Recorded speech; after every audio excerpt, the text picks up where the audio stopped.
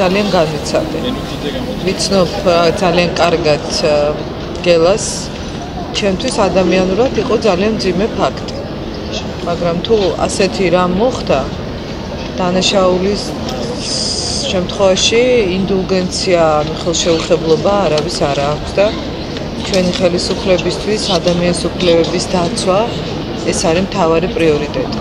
არ შეიძლება ბუნებრივია ასეთი პირადი ცხოვრების ამსახველი ჩანაწერების გამოქვეყნება. ეს ჩანაწერები ყოფილი ხელისუფლების მიერ არის გაკეთებული, ისინი არ ღვევდნენ კანონს და უკანონოდ ახდენენ ამ ჩანაწერების მოპოვებას. ამიტომ მე მიმაჩნია და მინდა მიმართო ჩვენ სამართალდამცავებს, რომ თუ ამ ჩანაწერების გავრცელება ეს არის გელა ხვედელიძის მონაწილეობით და მის დაკავება მოხდა, მე იმედი მაქვს, რომ დააკავებენ და ასე პასუხს აგებენ ასეთი ამ და სხვა მსგავსი ჩანაწერების გამხორციელებელი პირები. ვინც ჩაწერა, ვინც მოიპოვა, ვინც უკანონოდ ახდენდა, იმედი მაქვს, რომ ეს ადამიანებიც აგებენ პასუხს.